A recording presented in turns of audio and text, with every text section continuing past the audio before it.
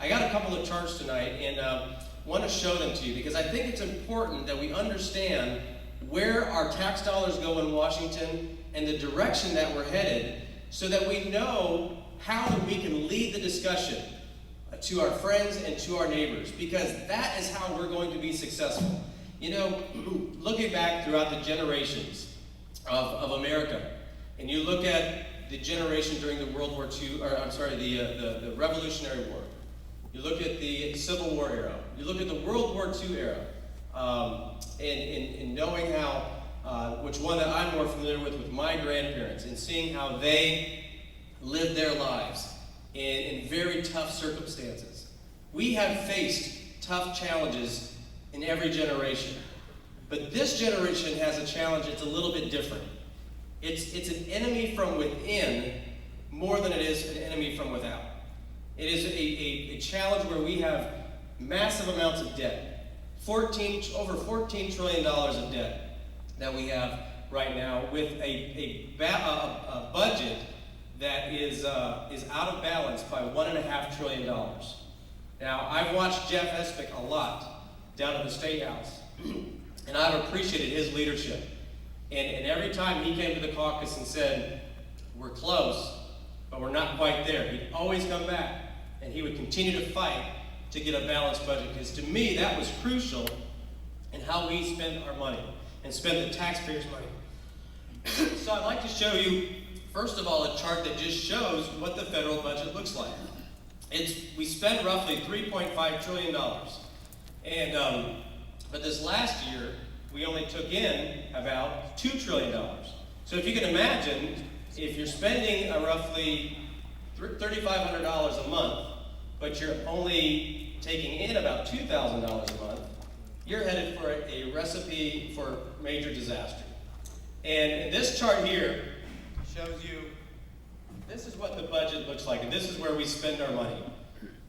About 20% of our primary constitutional responsibility goes to defense.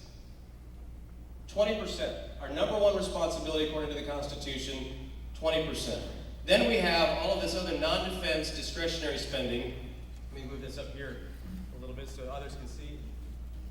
With a variety of bureaucracy spending, you have other social programs, and then you get into the other mandatory spending, which is could be farm subsidies, food stamps, all of these other expenditures that have happened over the years. And then you get over to these numbers here. In Social Security, Medicare and Medicaid make up almost half of the federal budget. And then you throw in interest just on our debt. The interest on our debt is about $202 billion.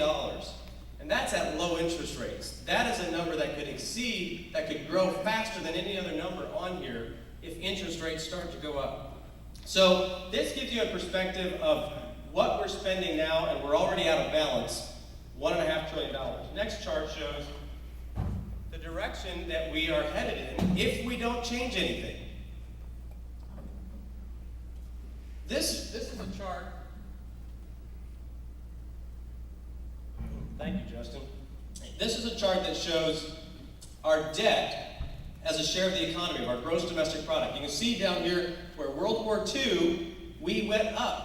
We took on more debt because we were fighting a major war, and we had to be able to defend ourselves. But after that, it drops back down into reasonable territory where we're able to control it. In 1980, we had right at $1 trillion worth of debt. Now, I would just like to give you this perspective on what is $1 trillion, because you hear these numbers, $1 million and $1 billion and $1 trillion. Well, I saw this email, I thought it was kind of interesting. According to a recent government publication, 1 billion seconds ago, Harry Truman was president. 1 billion minutes ago was just after the time of Christ. 1 billion hours ago, man had not yet walked on earth. $1 billion ago was late yesterday at the U.S. Treasury.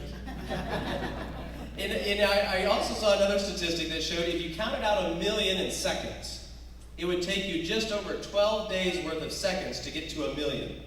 To count out 1 trillion it would take you over 30,000 years worth of seconds to get to $1 trillion. And these are numbers that we can't even comprehend. And yet that is the position that we're putting, that our country is headed towards. And that is probably the most, I believe, that the next, the vote that we have coming up as early as August, or maybe even earlier than that, is to raise the debt ceiling from roughly $14 trillion to $16 trillion is what the proposal is. And I can tell you right now, in which we voted on just a pure, simple increase of the debt ceiling that would have raised it to $16 trillion in the House, and only 100 Democrats voted for that. So you had almost 330-some Republicans and Democrats who did not vote to raise the debt ceiling to $16 trillion, because there is no accountability right now.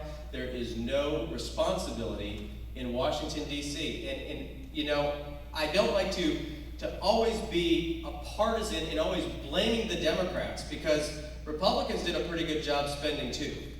But Democrats are even better spenders than what Republicans have been. And President Obama is the best, or the worst, whichever you'd like to call it, when he had a budget that he proposed to Congress that actually doubles our debt. His proposal was to double our debt in the next 10 years from $14 trillion to $28 trillion. There is just this huge disconnect between the White House and the real world and where we are in reality. And when his budget got a vote in the Senate, not one senator voted for President Obama's budget. Not one, not a Democrat, not a Republican. That shows you the type of leadership that we have in the White House right now is just purely out of touch with what is going on in the direction that our country needs to go. If we continue to follow the spending pattern that we are currently on, this is what will happen. And you know, we'll never get up into these numbers because our economy will collapse. And the proposal that the Republicans made in the House is one that I believe is the right path to get people back to work, to get our security, our economics secure and more stable. And it's something that we're all going to have to change, because we have two major dynamics that are affecting government spending right now. First of all, we have a very fragile economy, because people are looking to Washington and say, are you going to get your house in order? I mean, every family is saying, hey, we have to spend a little bit less. We have to find ways to cut our costs and to hopefully make a little bit more money, but if we don't, we have to control what we can control, and that's our expenditures. And this is what people are saying around the world, is looking at the United States and saying, are you going to get your house back in order, so that way we know that your economy is going to be strong and that people will invest here and that jobs will grow and that we will have a strong economy. I can tell you, even though in the agricultural sector, being a farmer, we're seeing higher corn prices than what we've seen ever. And if my granddad were alive today, he wouldn't believe to ever even seen, he would have never believed that we'd have $7 corn. But that's a factor of global impact, because you have China, you have other countries that are growing, and they're wanting more food. They're growing in population. They're experiencing what middle class is like. And then you also have a weaker dollar because of our debt. And then you have other factors that play into that, but that's only going to continue to grow. And so the best thing that we can do is to start controlling our debt. The proposal that Republicans have made is one that I believe is responsible. I often talk about Christie's grandmother, who is a World War II generation. And she's from the World War II generation. She still saves her bread bags. She still saves her twisty ties. She has investments and other savings that she will not touch as a 92-year-old, because you just never know when you're going to need them. But she lives off of Social Security. That is what she bases her day-to-day expenditures, her monthly expenditures, is off of Social Security. So any changes that she would see in Social Security would disrupt her current lifestyle. So what we have said is that we're not going to change Social Security benefits and Medicare benefits for anybody who is 55 and above. If you're 54 and below, you will see a different sort of a program. And right now, Democrats and Obama are doing a fantastic job of demagoguing the proposal that Paul Ryan has made, that Paul Ryan and the Budget Committee has made, which I have the privilege of sitting on, in saying that we are going to change Medicare as we know it. Well, they changed Medicare as we know it because they took $500 billion out of Medicare to put over into Obamacare. That changed Medicare. And so this proposal puts us back on a path to prosperity, a path to stability, and a path to certainty that shows that nobody's going to see, if you're 55 and above, which I don't see too many people in here that are 55 and above. That's a joke. I shouldn't say that. It's not right there. But if we see, if we're going to make changes for those 54 and below, they'll see a different sort of a program, but it will be one that saves money rather and drive more choice and more flexibility for them for the future. And we can start creating this. Because as I said, we have 10,000 retirees coming into Medicare and Social Security right now, which is increasing our expenditures dramatically. And with a very soft and fragile economy, we're going to see this if nothing happens.